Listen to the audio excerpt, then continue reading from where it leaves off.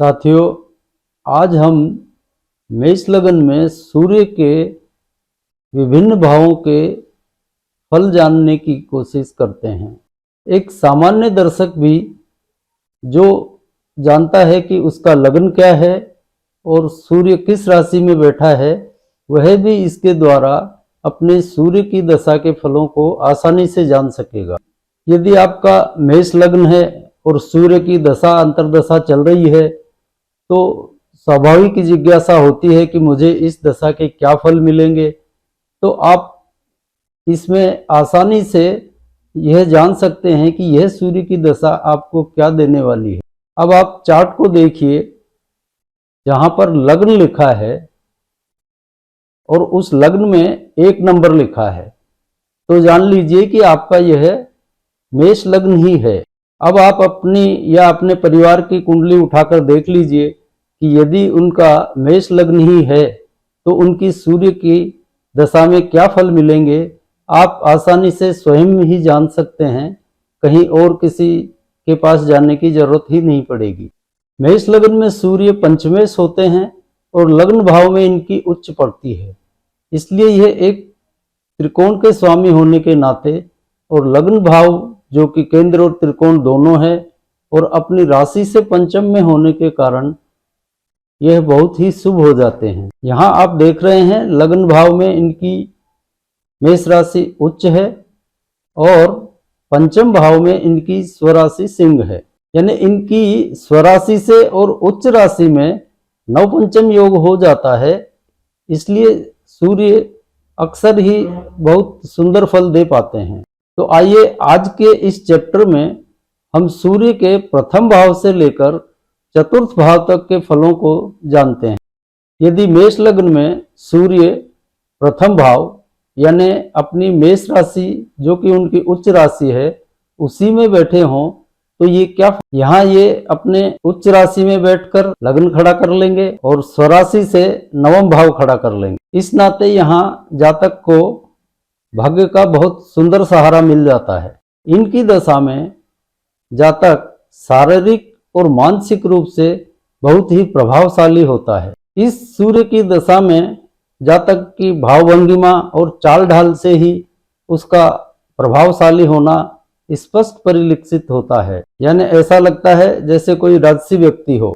यदि यह जातक का शिक्षा काल हो, यानी जातक इस समय में जब यह दशा आई तब विद्या अध्ययन कर रहा हो, तो उसकी उच्च शिक्षा यहाँ बहुत आसानी से पूर्ण हो जाती है।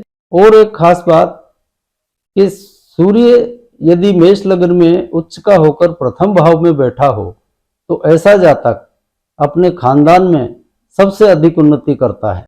और यदि यही सूर्य नक्षत्रपति हो और लग्न में बैठा हो तो ऐसे जातक यदि राजनीति में हो तो बहुत उच्च पद तक पहुंच जाते हैं। वो विधायक, लोकसभा मेंबर या किसी मंत्री स्तर के पद को प्राप्त कर। और यदि ये जातक सरकारी नौकरी में भी होंगे तो उच्च पद पर होंगे, कोई छोटी मोटी बाबूगिरी वाली नौकरी नहीं करते होंगे, क्योंकि यहाँ लग्न भाव में बैठकर सूर्य त्रिकोण, क्षत्रिय त्रिकोण खड़ा कर देते हैं जो कि राजसत्ता का परिचायक है। इन लोगों में नीतिपरायणता की भावना भी होती है जो कि इनको जनता के अंदर बहुत लोकप्रिय बना देती है। और जनता का समर्थन मिलने के साथ साथ ये स्वयं भी स्वभाव से जनता के हितैषी होते हैं। इनके मन में ज़्यादा कलुष नहीं होता, ये अपने कार्यों द्वारा जनता की भलाई के बारे में ही सोचते हैं। प्रथम भाव सूर्य वाला जातक कभी भी निसंतान नहीं होगा, इनको समयानुसार पुत्र संतान पैदा हो जाती है। दूसरे नक्षत्र स्वामी होने की स्थिति में यह सूर्य जातक का वंश कभी नहीं रुकने देता, उसके पुत्र भी होगा और उसके बाद इसको पुत्रों का सुख भी देखने को मिलेगा और इनकी पुत्र संतान इनसे भी ज्यादा उन्नति कर जाती है। लेकिन एक बात है, यदि यह विवाह की अवस्था हो और इस सूर्य की दशा आ जाए तो विवाह में किंचित विघ्न बाधाएं अवश्य उपस्थित होंगी, विवाह देरी से होगा। और जातक यदि पहले से ही विवाहित है और यह दशा का भोगकाल हो तो जीवन साथी के साथ संबंधों में किंचित तनाव और खटपट बनी रहती है। उसके लिए कुछ आवश्यक उपाय कर लेने चाहिए। अभी तक हमने आपको मेष लग्न में प्रथम भाव में मेष राशि में स्थित सूर्य के फल बताए। आइए अब जानते हैं मेष लग्न में द्वितीय भाव वृष राशि में यदि सूर्य बैठे हों तो वो क्या फल देंगे। यहाँ सूर्य अपने भाव से दशम हो जाएंगे और अपनी उच्च राशि से द्वितीय हो जाएंगे। ऐसे जातक के परिवार का भले ही कोई भी बैकग्राउंड रहा हो, लेकिन इन जातकों में राजनीतिक गुण और राजनीतिक समझ स्वाभाविक रूप से अपने घर, समाज या बाहरी स्तर पर ये लोग राजनीति करने में संपन्न और कुशल होते हैं। इन लोगों का एक खास गुण और होता है कि ये लोग अपना कार्य किसी से भी बहुत ही कुशलता पूर्वक करवा लेते हैं। इन लोगों के सरकारी नौकरी में होने के चांस भी बहुत हद तक बढ़ जाते हैं। ये जातक श्रद्धावान, धार्मिक स्वभाव वाले तथा अपनी पारिवारिक जिम्मेदारियों का पूरी तरह निर्वहन करने वाले होते। इन्हें आप कुटुंब पालक कह सकते हैं। चाहे जैसी भी विकट परिस्थितियां इनके साथ पैदा हो जाएं, लेकिन ये अपनी पारिवारिक जिम्मेदारियों से कभी भी मुंह नहीं मोड़ते हैं, बल्कि उन पारिवारिक जिम्मेदारियों को पूरी तरह से निभाने में सक्षम साबित होते हैं। ऐसे जातकों को अपनी मान, मर्यादा, इज्जत का पूर्ण ख्याल रहता है। ऐसे जातक ऐसा कोई भी कार्य नहीं करते हैं जिससे इनकी स्वयं की मान मर्यादा या परिवार की मान मर्यादा को कोई चोट पहुंचे या लोग उनके बारे में कोई दो तरह की उल्टी सीधी बातें करें।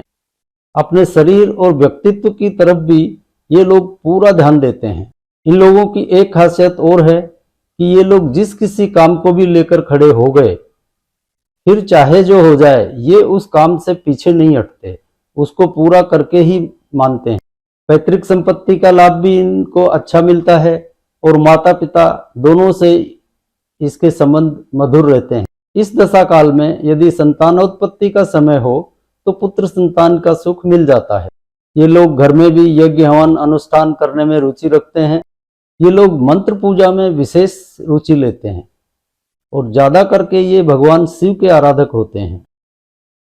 अभी तक हमने मेष लग्न में दूसरे भाव वृष राशि में सूर्य के फल जाने। अब आइए मेष लग्न के तृतीय भाव मिथुन राशि में बैठे हुए सूर्य के फल जानते हैं कि वो अपने दशा काल में क्या फल देंगे। यहाँ सूर्य अपने उच्च भाव से तीसरे और अपने स्वयं के भाव से 11वें हो जाते हैं। ऐसा जातक साहसी, निडर, मेहनती और जिद्दी स्वभाव का होता है और इसके विचार बहुत उच्च कोटि के होते हैं, पर इन जातकों में अहम की भावना बहुत ज्यादा होती है। इन लोगों का अपने पिता और जीवन साथी के साथ तालमेल कुछ कम बैठता है। इन दोनों के साथ ही इनके संबंध उतने मधुर नहीं रह पाते। पिता के साथ इसके विचार मेल नहीं खाते और जीवन साथी के साथ भी तुनक मिजाजी चलती ही रहती है।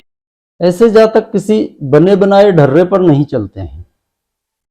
जैसे इनका पैतृक व्यवसाय हो और पिता भी चाहे, परिवार वाले भी चाहें कि ये उसी में लगा रहे, तो ये ऐसा नहीं कर पाता है। ये एक अपना अलग मुकाम तय करता है, एक नया रास्ता खोजता है और उसी पर चलना पसंद करता है। यानी ये जमे जमाए पैतृक धंधे को छोड़कर अपना कोई नया रास्ता अख्तियार करते हैं। अगर इस जातक के भाई बहन छोटे, अनुज हों और ये उनसे मिलकर चले, तो ये छोटे भाई बहन जातक के भाग्य की कुंजी होते हैं। उनसे जितना मिलकर चलेगा, जातक का भाग्य उतना ही दिन दूना रात चौगुना फलता फूलता जाता है। धन की कभी इसको परेशानी नहीं आएगी, बशर्ते कि ये छोटे भाई बहनों को इज्जत दे, प्यार दे। छोटे भाई बहन इसके भाग्य को बढ़ाने का काम करते हैं। यहाँ तक हमने मेष लग्न में तृतीय भाव में सूर्य के फलों को जान लिया है। अब आइए चतुर्थ भाव कर्क राशि में बैठकर सूर्य क्या फल देंगे, इसको जानते हैं। इन जातकों का अपनी संतान के प्रति बहुत ज्यादा मोह रहता है और ये उन पे भरपूर खर्च भी करते हैं, चाहे उनकी शिक्षा दीक्षा पर हो, चाहे उनके लालन पालन पर हो या उनके कार्य व्यवसाय को सेट करने के लिए हो। लेकिन इनका अधिकतर धन संतान के ऊपर और खासकर प्रथम पुत्र संतान के ऊपर ही होता है। ये जातक अपनी मनमर्जी से चलते हैं। इनके ऊपर मानसिक प्रवृत्तियां हावी रहती हैं और इनके व्यवहार से स्पष्ट दृष्टिगोचर होता है कि ये अपने मन के अनुसार चलते हैं। बौद्धिक क्षमता के मामले में ये किंचित कमजोर ही सिद्ध होते हैं। इन लोगों का मित्र संगति का दायरा बहुत विशाल होता है। ये रास्ते चलते मित्र बना लेते हैं। इनका समाज में, मित्रों में, रिश्तेदारी, नाते रिश्तेदारों में, इनमें उठना बैठना, मिलना जुलना लगा ही रहता है और ये उसमें बहुत आनंद महसूस करते हैं। ऐसा नहीं है कि ये किसी मजबूरीवश उनसे मिल रहे हैं, बल्कि इनको उनसे मिलने में मजा आता है, आनंद महसूस करते हैं। इस जातक का अपनी माता के प्रति विशेष स्नेह रहता है। ये माता की उचित अनुचित हर तरह की आज्ञा का पालन करता है। जातक इस दशा में अपना मकान, वाहन, सुख के साधन आराम से बना लेता है। बस इसमें इनका विशेष खर्चा पुत्र संतान के ऊपर ही होता है। अब वो मैंने आपको पहले बताया कि वो चाहे उनकी शिक्षा दीक्षा पे हो, लालन पालन पे हो, या उनके कार्य व्यवसाय को सेट करने में हो, पर पुत्र संतान पर इनको खर्च करना ही पड़ता है।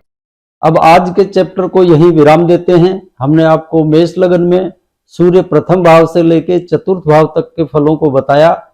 आप स्वयं भी इनको पढ़कर अपनी सूर्य की दशा का फल जान सकते हैं। अब अगले चैप्टर में हम मिलेंगे सूर्य के पंचम से अष्टम भाव यानी सिंह राशि से वृश्चिक राशि तक में होने के क्या फल मिलेंगे, ये हम अगले चैप्टर में जानेंगे। तब तक के लिए जय जय सिया राम।